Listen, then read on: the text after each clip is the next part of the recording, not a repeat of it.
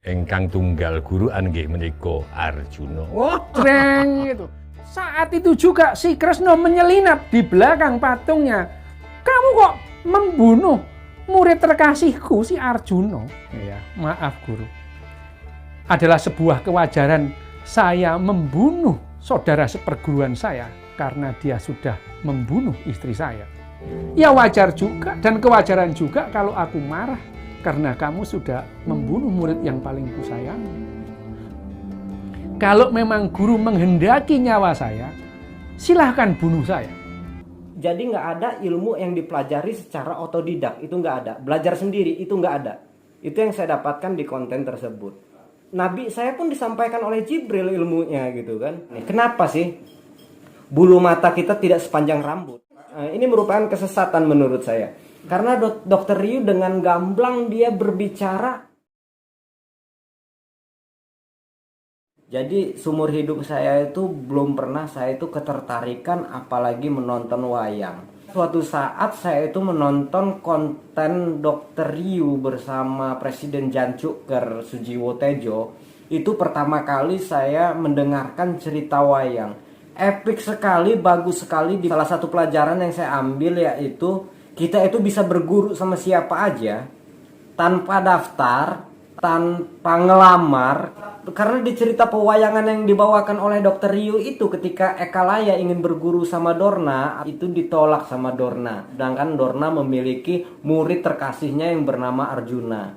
Lalu Ekalaya ini pergi ke hutan membuat patung Dorna dan dia berguru sama patungnya Dorna. Jadi saya mengambil kesimpulan kalau berguru itu nggak harus kita daftar. Itu di zaman batu, di zaman entah berantah yang nggak tahu kapan gitu kan. Yang jelas pada zaman itu belum ada lah ibu-ibu joget di depan kamera gitu kan. Apalagi zaman sekarang di mana para ibu-ibu rajin joget-joget di depan kamera. Jadi saya rasa kita bisa berguru pada siapapun. Zamannya Ekalaya itu dia membuat patung Dorna. Kalau zaman sekarang itu mungkin kita bisa menggunakan media internet sebagai sarana untuk berguru seperti itu.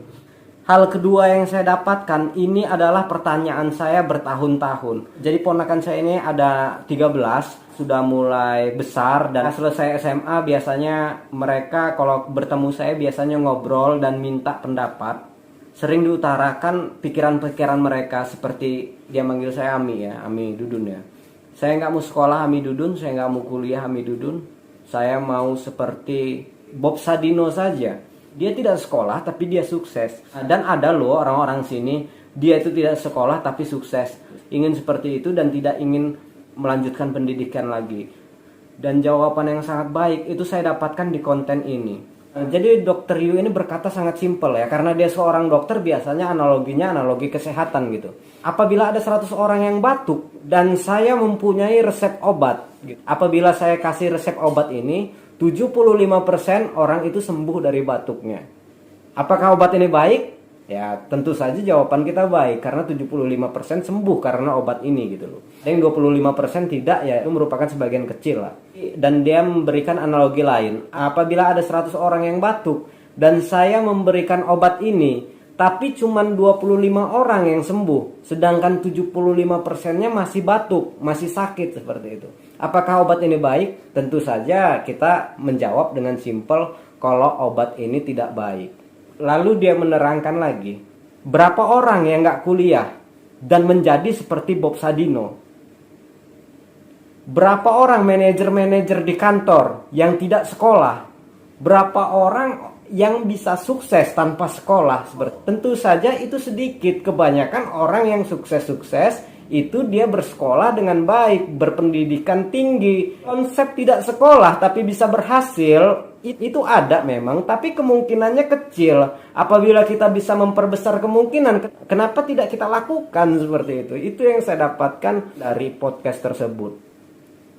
Dan hal ketiganya, dan ini tentu saja masih merupakan hipotesa dan bisa kita diskusikan.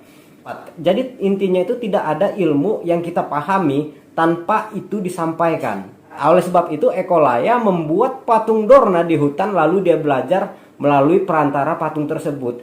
Jadi nggak ada ilmu yang dipelajari secara otodidak, itu nggak ada. Belajar sendiri itu nggak ada. Itu yang saya dapatkan di konten tersebut. Masalahnya saya akan berpikir ke Nabi saya pun disampaikan oleh Jibril ilmunya gitu kan.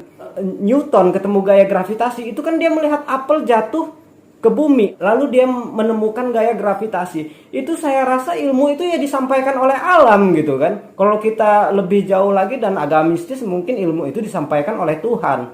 Kita ketahui Tuhan berbicara di balik tabir melalui firman-Nya kauliyah yang berupa mushaf dan ayat kauniyah yang berupa alam seperti itu.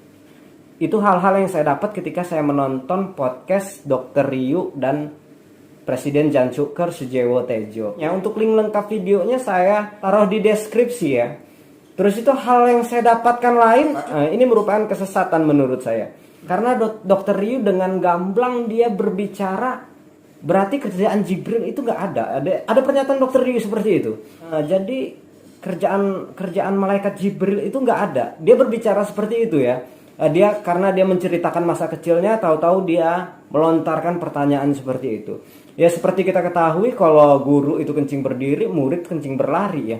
Jika dia mengungkapkan itu, pikiran saya ini nggak karuan ayah bunda, dan jangan diikutin ya. Saya bisa berpikir Israfil itu sekarang lagi ngapain, lagi bengong, niup trompet yang belum tentu bunyi gitu kan. Atau Rokib dan Atid itu nggak kurang adil gitu kan, karena yang mencatat dosa itu pasti macam-macam lah yang saya pikirkan kalau tentang itu. Jadi ketika mendengarkan podcastnya Dr. Ryu Hasan dan Sujiwo Tejo ini, kita juga harus menyaring apa yang harus kita pikirkan dan apa yang nggak harus kita pikirkan. Karena Dr. Ryu Hasan kita ketahui punya privilege yang nggak terbatas, nggak seperti kita gitu loh. Jadi kalau seandainya kita punya pikiran nih, kenapa sih bulu mata kita tidak sepanjang rambut yang terus tumbuh sampai ke tanah, sedang gigi kita juga tumbuh tapi ada batasnya gitu loh. Bulu mata kita tumbuh tapi ada batasnya, tidak seperti rambut gitu. Kenapa tidak seperti kuku gitu bisa sepanjang gitu, kenapa gitu kan. Dengan simpel dulu itu saya bisa menjawab di surat Al-Imran ayat 83 itu dijelaskan to'a wa karha wa ilaihi yurja'un. Mereka baik suka maupun terpaksa itu tunduk terhadap kehendak Tuhan gitu loh. Jadi secara simpel bisa saya gambarkan.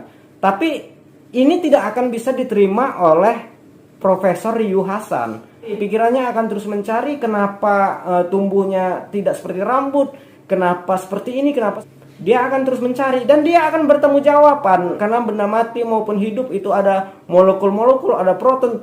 Nggak tahulah apa bahasa neuron saintis yang dia miliki, teori-teori yang dia miliki, dan itu mungkin benar dan itu tidak akan bisa kita ikuti gitu loh. Karena daripada mikirin itu, kita kan lebih baik mikir makan besok gimana gitu kan, kerja besok gimana, anak kita gimana, seperti itu ya bunda. Jadi ada hal-hal yang bisa diikuti dari Profesor Ryu Hasan, dan ada hal-hal juga yang tidak bisa diikuti dari Profesor Ryu Hasan, terutama karena privilege dia yang tidak terbatas. Dia memiliki materi yang oke, dia bisa mencari itu, mungkin dia memiliki waktu untuk mencari itu, biaya, tenaga dia mungkin punya, tapi itu menjadi keterbatasan kita gitu loh. Jadi menurut saya ketika mendengarkan podcastnya Dr. Ryu Hasan dengan Sujiwo Tejo atau Zoom meeting dia, kita harus memilah-milah benar gitu loh, apa yang harus kita pikirkan, apa yang enggak, apa yang membingungkan, apa yang enggak, apa yang diambil, apa yang jangan, itu harus kita pikirkan benar. Itu saja yang bisa saya sampaikan. Terima kasih.